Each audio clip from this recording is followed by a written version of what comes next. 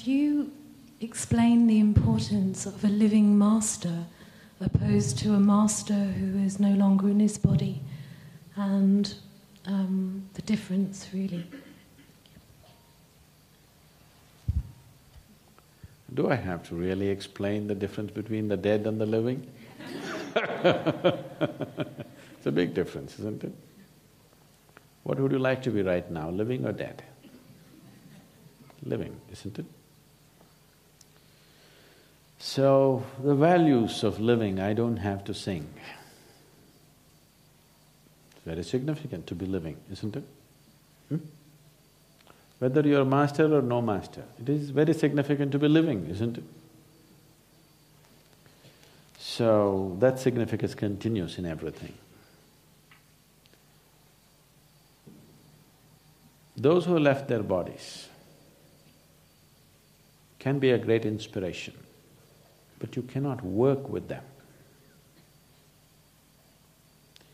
There may be a certain span of time when they may be willing to work or they may be capable of working for a certain span of time.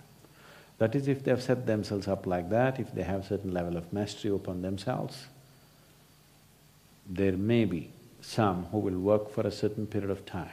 Otherwise, their energies are conducive for your sadhana, but they are not a guidance. They are a good ambience, they are a good atmosphere, they're good soil for you to grow, but still they are not a guidance. When you sit here, you are not mostly receptivity, you are mostly your own mind, isn't it? Am I right? Yes. When you're mostly your own mind, you need guidance and guidance and guidance and guidance. If you are all receptivity, you don't even need a master, I'm telling you. Because grace is all over.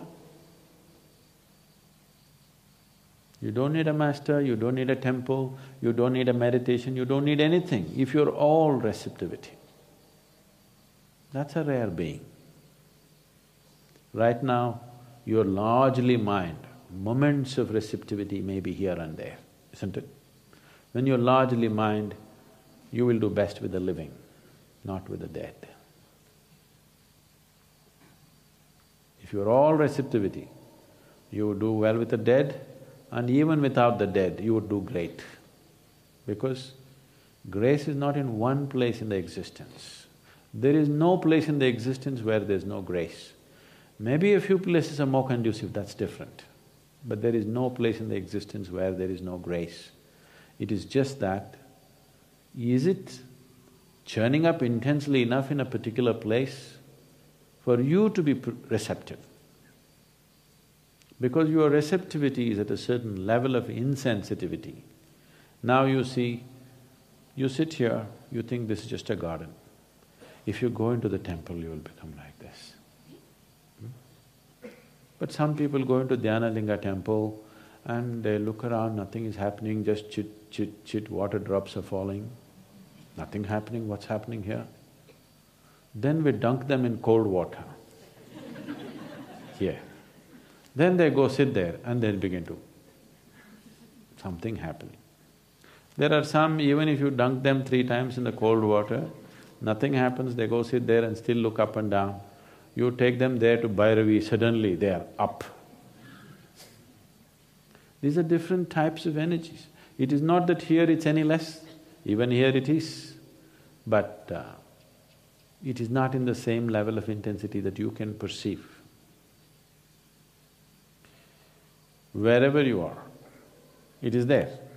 You know, there used to be boards, I don't know if they're still there, I have not come and checked. First when we came and opened the triangular block, which was the only thing, actually we had only one hut, and the first thing we built in the triangular block was one room and we built the toilet block.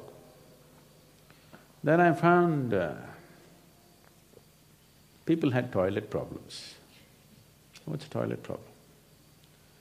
It once happened, Shankar and Pillai went to the doctor and said, "Doctor, I have some serious toilet problems." Then doctor asked, "What is the problem?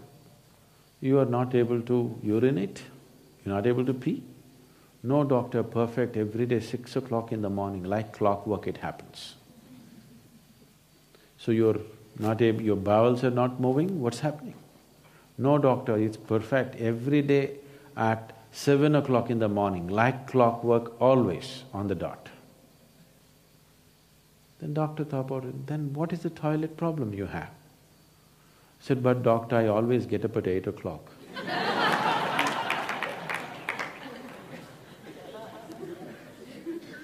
So people had such toilet problems.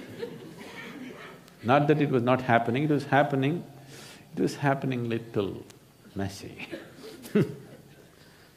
So I asked him to put up a board that divine is here also. Inside every toilet, when you close the door, when you sit down, it says divine is here also.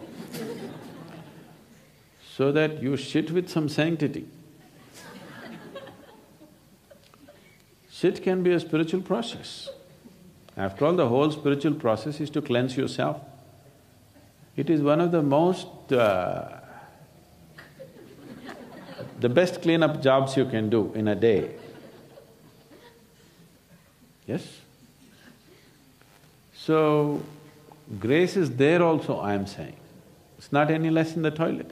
But you may not be able to feel it in the toilet because you want to finish a job and go out of that place. Temple is more conducive, not just in atmosphere, even in terms of energy. It is made conducive so that you can feel it.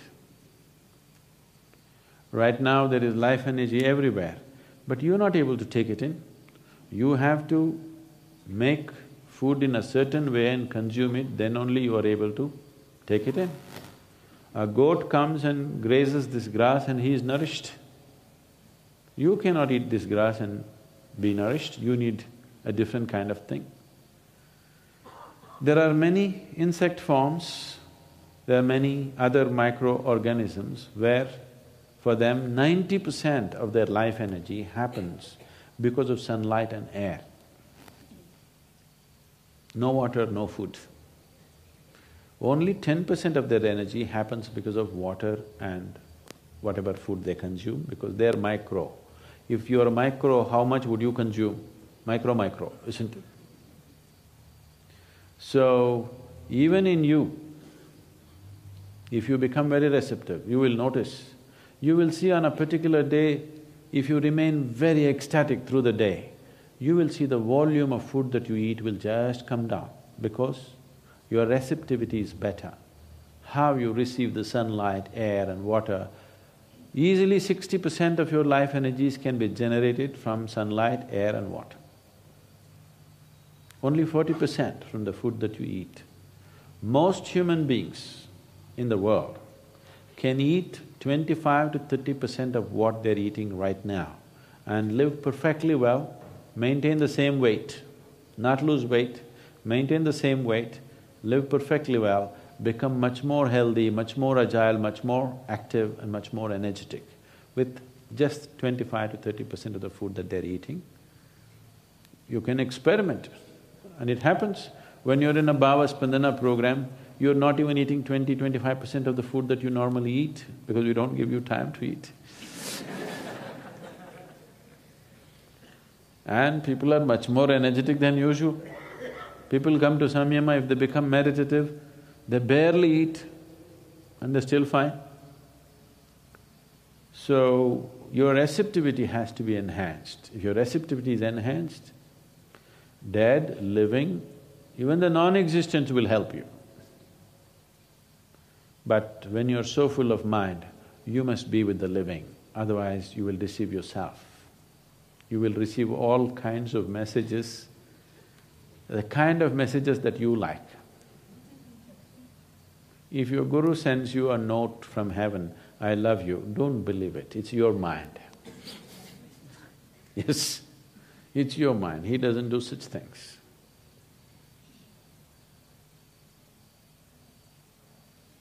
It's economical to receive love letters from heaven because it doesn't cost any paper.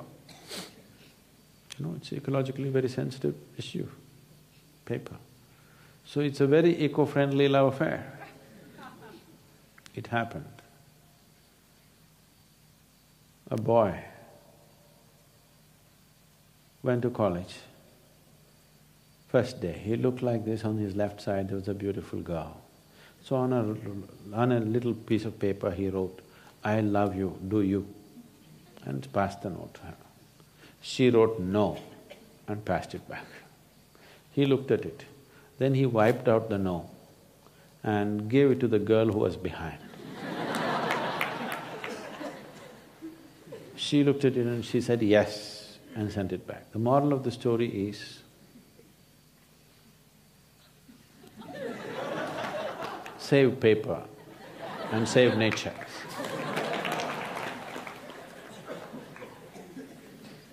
So, ecologically it's good, spiritually not good. So when you're so much mind, you need another mind to fix you. If you are not mind, you are all receptivity, then the dead and even the non-existent would help. Even a rock would help you, I'm telling you. Anything. Just a blade of grass could be your guru. Yes, but that is if you're mindless. When you're so full of mind, no, you need another mind, cleverer than your mind, constantly fixing you.